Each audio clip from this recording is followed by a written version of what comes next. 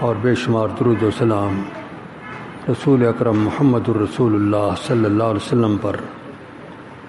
حمد و صلوات کے بعد اللہ رب کائنات نے انسانوں کو ہر انداز کے دور سے گزرنے کا طریق بتا دیا ہے۔ جس طرح کے بھی حالات انسانوں کو درپیش ہوں، ضروری ہدایات اللہ رب کائنات نے پہلے سے فرمائی ہوتی ہیں، ان حالات کے آنے سے بھی بہت پہلے، کہ یہ ایک مکمل دین ہے، یعنی ایک مکمل نظام حیات ہے انسانوں کے لیے۔ اللہ رب کائنات اپنے رسولوں کے ذریعے جس کا اظہار فرماتے ہیں۔ تو اس وقت دنیا میں ایک خوفناک قسم کی وبا آئی ہوئی ہے۔ اس حوالے سے بھی اگر ہم غور کریں تو ہمیں اسلام میں پوری ہدایات ملتی ہیں، مکمل رہنمائی آج کے دور سے بھی ہمیں حاصل ہیں، گویا کہ وہ فرامین مقدسہ آج کے وقت کے لیے ہی ارشاد فرمائے گئے تھے۔ دو روایتیں آتی ہیں اس سلسلے میں، ایک ہے لا عدوى ولا طیرہ لا سفر، کہ ادوا نہیں ہے، یعنی ایک کی بیماری دوسرے کو لگ جائے یہ نہیں ہے، لا عدوى۔ اور دوسری روایت ایسی بھی ہے جس میں رسول اکرم صلی اللہ علیہ وسلم نے حکم ارشاد فرمایا ہے کہ بیمار کو، بعض بیماریاں ایسی ہوتی ہیں کہ اس بیمار کو تندرست کے پاس نہ لایا جائے۔ وہاں اونٹوں کے حوالے سے آپ نے فرمایا تھا کہ بیمار اونٹ کو تندرست اونٹوں میں شامل نہ کیا جائے۔ اب یہ دو روایتیں بظاہر ان میں تضاد لگتا ہے۔ بہت سے لوگ پوچھتے ہیں کہ یہ کیا بات ہے کہ روایات میں تعارض ہے۔ حقیقتاً کوئی تعارض نہیں۔ رسول اکرم صلی اللہ علیہ وسلم کے دور میں لوگوں کے ذہن میں یہ بات تھی کہ ایک بیماری، بعض بیماری ایسی ہوتی ہیں کہ وہ ایک بیمار ہو جائے تو دوسرے اس سے متاثر ہوتے ہیں۔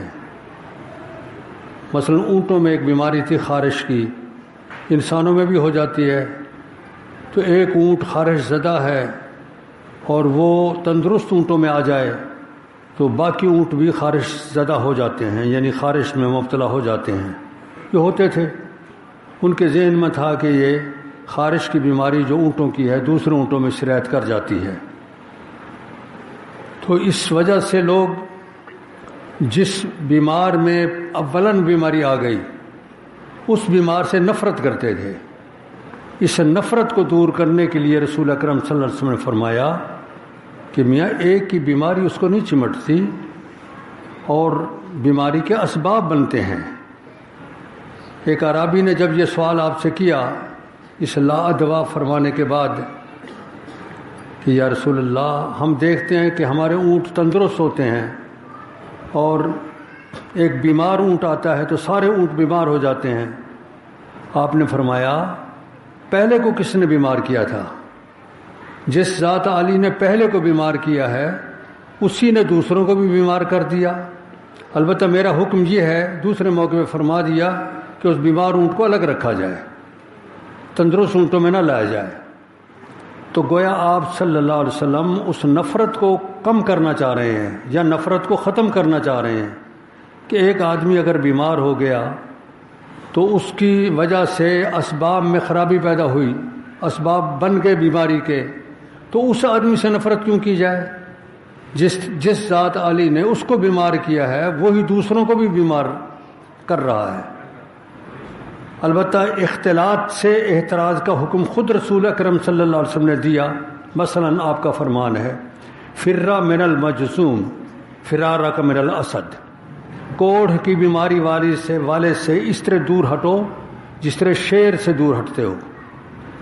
شیر کے قریب کوئی نہیں جاتا کہ پھاڑ کھائے گا، تو جذام کی بیماری والے سے بھی پرے رہو تاکہ وہ جذام کے اثرات جو ہیں، جذام کے اسباب جو ہیں وہ سرایت نہ کریں، ادھر نہ آ جائیں۔ فرّ من المجذوم فرارک من الاسد۔ 2 فرمان۔ تیسرا فرمان رسول اکرم صلی اللہ علیہ وسلم کا ہے، آپ نے فرمایا کہ جس علاقے میں وبا آ جائے اس علاقے کے لوگ باہر نہ نکلیں، تندرست علاقے میں نہ جائیں، اور تندرست علاقے کے لوگ اس بیماری والے علاقے میں نہ جائیں۔ یہ بالکل صحیح ترین احادیث میں یہ حکم بھی آپ کا موجود ہے کہ جس علاقے میں وبا پھوٹ پڑے اس علاقے میں تندرست علاقے والے لوگ نہ جائیں، اور وہ بیمار علاقے کا کوئی بھی فرد، اسے حکم ہے کہ اپنے علاقے کو چھوڑ کے بھاگے اور تندرست علاقے میں جائے، یہ نہ کرے۔ بالکل اس پر عمل کیا صحابہ کرام رضوان اللہ علیہم اجمعین نے۔ شام کی طرف ایک جنگی مہم جا رہی تھی، سیدنا عمر رضی اللہ تعالیٰ عنہ قیادت فرما رہے تھے، تو راستے میں پتہ چلا کہ طاعون پھوٹ پڑا اس علاقے میں، جس علاقے میں فوج لے جا رہے تھے۔ طاعون کی بیماری ایک پھوڑے کی بیماری، بخار کی بیماری ہوتی ہے جو اصل چوہوں میں ہوتی ہے، اس سے پھر انسانوں کی طرف اسباب بن جاتے ہیں اور وہ عام وبائی شکل اختیار کر جاتی ہے۔ تو یہ وبائی شکل اختیار کر گئی بیماری۔ سیدنا عمر رضی اللہ تعالیٰ عنہ نے مشورہ کیا اپنے ساتھیوں سے کہ کیا کیا جائے۔ ہم عزم کر کے آئے تھے کہ فلاں جگہ پہنچنا ہے، وہاں بیماری پھوٹ پڑی ہے۔ کچھ ساتھیوں نے مشورہ دیا کہ آپ چلیں، آپ اللہ کے کام کے لیے جا رہے ہیں، اس کام کو ختم نہیں کرنا چاہیے۔ بزرگوں نے، کچھ اور ساتھیوں نے مشورہ دیا کہ نہیں، ایک علاقے میں وبا ہے، آپ اس فوج کو کیوں وہاں لے جاتے ہیں؟ ظاہر ہے کہ یہ لوگ بھی متاثر ہوں گے اس وبا سے، تو ایک اچھی خاصی فوج کو آپ تباہ کرا بیٹھیں گے، آپ کو نہیں جانا چاہیے، واپس ہٹیں۔ سیدنا عمر رضی اللہ تعالیٰ نے ان کا مشورہ قبول فرمایا اور واپسی کا حکم دیا۔ اس پر تھوڑی دیر کے بعد، اس مشورے کے بعد سیدنا عبد الرحمن بن عوف تشریف لائے۔ ان کو جب پتہ چلا کہ اس طرح مشورہ ہوا ہے، انہوں نے فرمایا کہ میں تو اس سلسلے میں رسول اکرم صلی اللہ علیہ وسلم کی حدیث جانتا ہوں۔ آپ صلی اللہ علیہ وسلم کا یہ حکم ہے کہ جس علاقے میں وبا ہو اس علاقے میں نہیں جانا چاہیے، اور وہاں کے لوگ جو ہیں صحت مند علاقے میں نہ آئیں۔ تو یہ بالکل صحیح فیصلہ ہے آپ کا، ہمیں واپس اپنے حجاز کے علاقے میں چلنا چاہیے۔ تو صحابہ کرام رضوان اللہ علیہم اجمعین کا عمل بھی اس پر ہے۔ بعض بے سمجھ لوگ اس کو توکل کے حوالے سے لیتے ہیں کہ یہ اللہ پر اعتماد کے خلاف ہے بات۔ اللہ پر اعتماد کرنا چاہیے، اگر کسی علاقے میں وبا ہے تو وہاں چلے جائیں تو کیا حرج ہے، اللہ پہ اعتماد کرنا چاہیے۔ بات اعتماد کی یہ بھی رسول اکرم صلی اللہ علیہ وسلم کے پاس آئی تھی۔ ایک صحابی نے عرض کی، یا رسول اللہ ارأیت تقن نتقیہا اور دوا نتداوی بہی اور رقن نسترقیہا حل ترد من قدر اللہ شیئا۔ ہم پرہیز کرتے ہیں کہ فلاں بیماری سے بچیں، فلاں بیماری سے بچیں، فلاں چیز سے بچیں، بیماریوں سے بچنے کے لیے پرہیز کرتے ہیں۔ اچھا، اسی طرح ہم بعض بیماریوں میں دوا کھاتے ہیں، اور اسی طرح ہم بیماریوں کے ٹالنے کی دعائیں کرتے ہیں۔ کیا یہ تینوں چیزیں اللہ پر توکل کے خلاف ہیں؟ اللہ کی تقدیر کو ٹالتی ہیں یہ؟ فرمایا نہیں، یہ بھی اللہ کی تقدیر کے مطابق ہوتی ہیں۔ پرہیز کرنا یہ بھی اللہ پہ توکل کا ہی ایک کے دائرے میں ہے، اللہ کی تقدیر کے دائرے میں ہے۔ اسے معلوم ہے کہ یہ پرہیز کریں گے تو ان کو بچاؤں گا، نہیں پرہیز کریں گے تو مریں گے، یہ میرے سے دعا مانگیں گے تو میں ان کو چیزیں دوں گا، نہیں مانگیں گے نہیں ملے گی۔ اسی طرح علاج کریں گے، حکم ہے اس کا کہ میں نے جتنی بیماریاں اتری ہیں، قال رسول اللہ صلی اللہ علیہ وسلم ما انزل اللہ من دوا انزل لہ دوا، اللہ نے جتنی بیماریاں زمین پہ اتاری ہیں ان کے علاج بھی اتار دیے ہیں، ان کے لیے ان کا دوا بھی اتار دیا ہے۔ دوا تلاش کرو. بھوک ایک بیماری ہے، پیاس ایک بیماری ہے. میں زہر عام مثال دیتا ہوں. تو اس کا علاج ہے کھائیں، اس کا علاج ہے پانی پئیں. اسی طرح ایک بیماری ہے، کوئی بھی بیماری ہے، سر کا درد ہے، نزلہ ہے، زکام ہے، بخار ہے، کوئی بھی بیماری ہے، اس کے علاج اللہ نے اتارے ہیں اور اس کا حکم ہے کہ وہ علاج کریں، میں شفا دوں گا. تو اللہ رب کریم نے یہ معاملہ یوں ہی نہیں چھوڑا، بلکہ یہ دنیا اسباب کے تحت بنائی ہے اللہ رب کریم نے. تو ہمیں بھی حکم ہے کہ کوئی بھی بیماری آ جائے تو اس کا علاج ڈھونڈیں، اس کا علاج تلاش کریں. اس بیماری کا جو خوفناک شکل میں دنیا میں پھیلی ہوئی ہے اس وقت، ہم لوگوں کو احساس نہیں ہے، کیونکہ یہاں اللہ محفوظ رکھے ہمارے علاقے کو، کیسز نہ بن جائیں تو پھر لوگ خوف زدہ ہو جاتے ہیں، پھر احساس ہوتا ہے، سنجیدگی سے لیتے ہیں. اب تک چونکہ معاملہ یہاں نہیں ہے الحمدللہ، اور اللہ کرے آئندہ بھی نہ ہو، تو اس معاملے کو بعض لوگ سنجیدگی سے نہیں لیتے، لیکن معاملہ واقعی سنجیدہ ہے. اگر اس کا پھیلاؤ ہوا تو بہت خوفناک بن سکتا ہے. اس کے لیے ہمیں تدبیر سوچنی چاہیے، تحفظ سوچنا چاہیے، اپنے بچاؤ کے طریقے معلوم کرنے چاہیے. ان میں ایک طریق یہ ڈھونڈا گیا ہے کہ اپنی صفائی رکھیں، صاف ستھرا ماحول رکھیں، گھر کا ماحول صاف ستھرا، برتن صاف ستھرے، لباس صاف ستھرا، اپنے جسم اور اعضاء کو بار بار دھوئیں. بار بار وہ کہہ رہے ہیں جہاں یہ بیماری پھیلی ہے اور کنٹرول کر رہے ہیں، وہ بتا رہے ہیں کہ اعضاء کو بار بار دھویا جائے تو یہ وائرس گر جاتا ہے، صاف ہو جاتا ہے. ہمیں تو اللہ کے رسول صلی اللہ علیہ وسلم نے آج سے کئی 1400 سال پہلے بتا دیا ہے کہ صفائی کرو. الطہارۃ شطر الایمان، ہمارے تو ایمان کا نصف آدھا حصہ ہی طہارت ہے، پاک رہنا ہے. ہم نماز کے لیے پاکیزگی اختیار کرتے ہیں، ہم اپنے لباس کو پاک رکھنا ضروری سمجھتے ہیں، اپنے گھر کے ماحول کو پاک رکھنا ضروری سمجھتے ہیں، ہم اپنے برتنوں کو پاک صاف ستھرا رکھنا ضروری سمجھتے ہیں. ہمیں تو حکم ہے امام الانبیاء محمد رسول اللہ صلی اللہ علیہ وسلم کا کہ پاک اور صاف رہو. الطہارۃ شطر الایمان، ایمان کا آدھا حصہ طہارت میں آ جاتا ہے، پاکیزگی میں آ جاتا ہے. تو ہمیں تو بے وضوئی پر بھی حکم ہے وضو کرنے کا. یعنی ایک آدمی نے اللہ کی بندگی کرنی ہے، قرآن مقدس پڑھنا ہے، ہمیں حکم ہے کہ وضو کرو. نماز نفل پڑھنی ہے، ہمیں حکم ہے وضو کرو. تو وضو میں اہم اعضاء جو ہیں دھل جاتے ہیں.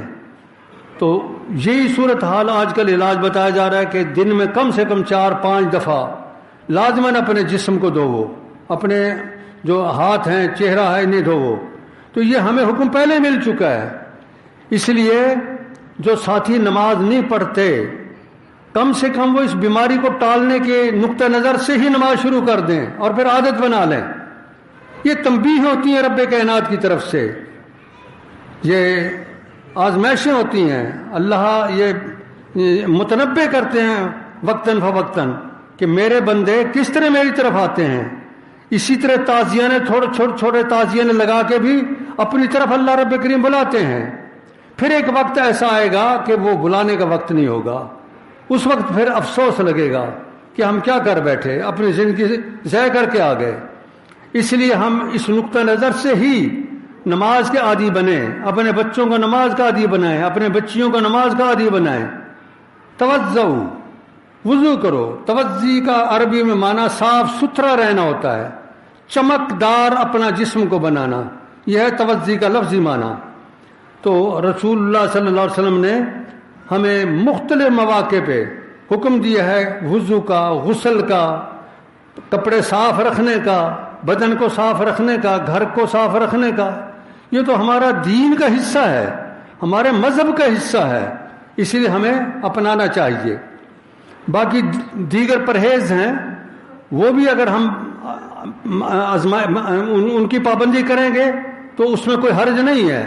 مثال بطور ایک بیمار اتفاقاً بیمار ہو گیا تو وہ اسے چھینک آتی ہے، اس میں کہتے ہیں کہ نزلہ ہوتا ہے اور چھینکیں آتی ہیں، تو اسے چاہیے کہ وہ کپڑا ہاتھ پہ رکھے۔ یہ حکم بھی رسول اللہ صلی اللہ علیہ وسلم میں پہلے دے چکے ہیں کہ جب چھینک آئے تو اپنے آواز کو بند کرنے کی کوشش کرو، اس کو کھلا نہ آواز نکالو۔ یہ حکم بھی ہمیں پہلے سے موجود ہے، یہ صرف آج کا حکم نہیں ہے، ہمیں تو دینی طور پہ پابند کر دیا گیا ان چیزوں کا۔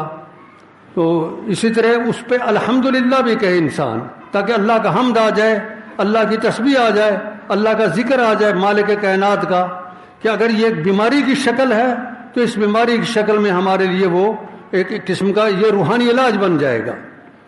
روحانی علاج میں ایک ہوتے ہیں تحفظات، ایک علاقے کے لوگ، ابھی سزا آئی نہیں، عذاب آیا نہیں، خطرہ ہے، اس موقع پہ وہی کرنا چاہیے جو قرآن نے یونس علیہ السلام کی قوم کا ہمیں بتایا ہے۔ یونس علیہ السلام کی قوم کو بتا دیا گیا تھا کہ 3 دن کے بعد تم پہ عذاب آ جائے گا اگر تم نے اللہ کے رسول کو نہ مانا، اللہ کو نہ مانا، شرکیہ عقائد سے توبہ نہ کی، 3 دن کے بعد عذاب آ جائے گا۔ یونس علیہ السلام نکل گئے اپنے گھر سے، اور قوم کے لوگوں کو فکر پیدا ہوئی کہ شاید ہم پہ عذاب آ جائے۔ اب انہیں پتہ نہیں تھا کہ ہم توبہ کس طرح کریں۔ مورخین نے، مفسرین نے لکھا ہے کہ وہ اپنے گھروں سے باہر نکل آئے، اکٹھے ہو کے اللہ سے گڑ گڑا کے معافیاں مانگی کہ اللہ جس نے یونس کو رسول بنا کے بھیجا تھا ہم اس کو مانتے ہیں، تو ہماری خطائیں معاف کر، یہ جو عذاب متوقع ہے اس کو ٹال دے۔ استغفار کیا، معافیاں مانگی۔ اللہ رب کریم قرآن میں فرماتے ہیں قوم یونس کے عذاب کو ہم نے ٹال دیا۔ تو آج بھی اگر ایک متوقع وبا ہمیں سامنے نظر رہی ہے، اس کا علاج یہ ہے کہ ہم استغفار کثرت سے کریں، اللہ سے معافی مانگیں، استغفر اللہ الذی لا الہ الا هو الحی القیوم واتوب الیہ۔ اور سیدنا یونس علیہ السلام کی دعا، وہ دعا ایسے موقع پہ جب ہمارے وسائل، ہمارے اپنے جو وسائل ہیں وہ ختم ہو جائیں، کچھ نہ کر پائیں، تو وہاں پھر کام کرتا ہے اللہ سے پکارنا، لا الہ الا انت سبحانک انی کنت من الظالمین۔ آیت کریمہ کا ورد کثرت سے کریں، اللہم انک عفو تحب العفو فاعف عنی، اس کا ورد کریں کثرت سے، استغفر اللہ الذی لا الہ الا هو الحی القیوم واتوب الیہ۔ سبحان اللہ، اللہ کی تسبیح یہ اہم ترین مواقع پہ اللہ رب کریم نے ارشاد فرمائی ہے کہ اللہ کی تسبیح کریں۔ پوری کائنات اللہ کی تسبیح کہہ رہی ہے، یسبح للہ ما فی السماوات والارض، آسمان و زمین کی ہر چیز اللہ کی تسبیح کہتی ہے۔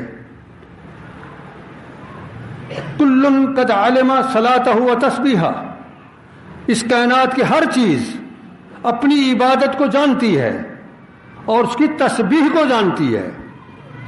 کل قد علم صلاتہ و تسبیحہ، صلات کا لفظ الگ بولا، تسبیح الگ بولا، یعنی اللہ نے مخلوق کے ذمہ جو عبادت لگائی ہے وہ بھی کر رہے ہیں، اور ساتھ تسبیح بھی کہتے ہیں۔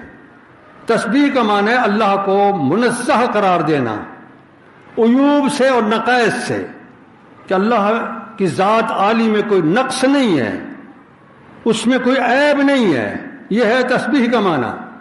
پوری کائنات تسبیح کہہ رہی ہے اللہ کے لیے۔ کل قد علم تسبیحہ صلاتہ و تسبیحہ۔ آگے فرمایا لیکن تم نہیں جانتے ان کی تسبیح کو، کہ وہ تسبیح کس طرح کر رہے ہیں، تم ان کی زبان نہیں سمجھ رہے، تم نہیں پہچان رہے ان کی تسبیح کو، کر رہے ہیں۔ اس لیے ہمیں بھی پوری کائنات کے ساتھ ہم زبان ہو جانا چاہیے تاکہ اللہ ہم پہ رحم کرے، کثرت سے تسبیح کریں۔ ایک حدیث مبارک میں آتا ہے کہ سبحان اللہ کا ورد اگر ایک انسان کرتا ہے نا، اس کے پاس اتنے نامہ اعمال بن جاتے، اتنا نامہ اعمال بن جاتے، زمین سے لے کر آسمان تک کی پوری فضا بھر جاتی ہے اس کی نیکی، تسبیح کی کا فائدہ۔ سبحان اللہ، الحمدللہ، ان دونوں کا تملأان ما فی السماوات والارض، تملأن ما بین السماوات والارض. ایک حدیث کے پورے الفاظ میں آپ کو سنا دوں. الطہارۃ شطر الایمان، طہارت ایمان کا نصف ہے، آدھا ہے. والحمدللہ تملأ المیزان، الحمدللہ کا ورد جو زیادہ کرتا ہے وہ قیامت کے دن میزان کو بھر دے گا. وسبحان اللہ والحمدللہ تملأان ما بین السماوات والارض، اور سبحان اللہ اور الحمدللہ کا ورد آسمان و زمین کی فضا کو بھر دیں گے. والصلاۃ نور، نماز روشنی ہے، روشنی قلب دل میں روشنی. نماز قیامت کے دن کی روشنی، قیامت کے اندھیرے کی روشنی، قبر کے اندھیرے کی روشنی. کس میں؟ نماز میں. الصلاۃ نور، ایک جملہ فرمایا، بہت باتیں کہہ گئے، فرما گئے رسول اکرم صلی اللہ علیہ وسلم. نماز نور ہے، انسان کے قلب میں، انسان کے دل میں روشنی پیدا ہوتی ہے نماز سے، کہ اللہ سے ہم کلام ہوتا ہے. روشنی کیوں نہ پیدا ہو؟ کائنات کے مالک سے ہم کلام مناجات کرتا ہے، اس سے سرگوشی کرتا ہے انسان، کوئی معمولی بات نہیں. آج کا انسان اگر کسی کے ساتھ، کسی مزعومہ بڑے کے ساتھ مصافحہ کر لے، کہتا ہے جی میں فلانے کے ساتھ مصافحہ کر کے آیا ہوں. اور اگر ایک آدمی 5 اوقات نماز میں اپنے کائنات کے مالک سے ہم کلام ہوتا ہے، اس سے بڑی خوبی کیا ہوگی؟ اس سے بڑی روشنی اور بڑا نور کیا ہوگا؟ قلب میں انبساط، دل میں روشنی، دل میں نور، دل میں فراخی، وسعت، یہ پیدا ہوتی ہے نماز سے. الصلاۃ نور. والصدقہ برہان، صدقہ یہ حجت ہے انسان کے لیے، ایک طاقت ہے انسان کے لیے، ایک قوت ہے انسان کے لیے. صدقہ معمولی چیز نہیں. برہان کے یہ سارے معنی جو میں بتا رہا ہوں. قوت ہے صدقہ، طاقت ہے انسان کے لیے، حجت ہے انسان کے لیے.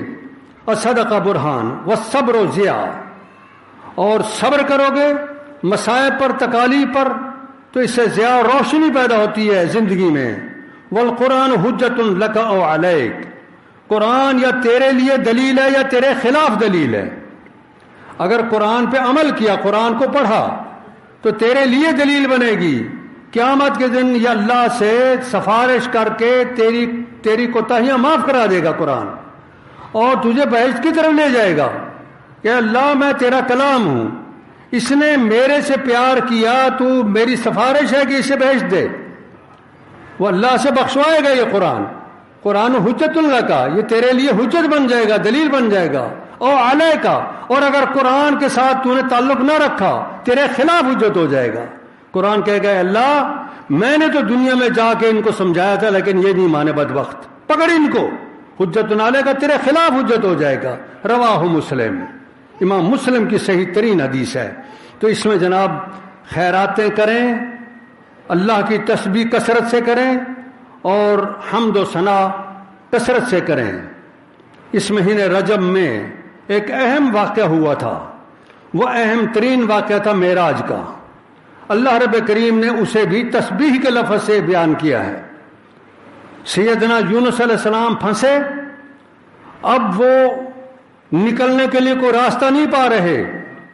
رات کی تاریکی تھی، مچھلی کا پیٹ تھا اور پانی کی تہ تھی. اب ہاتھ پاؤں مارے، جان قبض فرشتہ کر نہیں سکتا اس حالت میں بھی کہ انبیاء کی جان بغیر ان کی اجازت کے نہیں نکل سکتی، فرشتہ نہیں لے سکتا.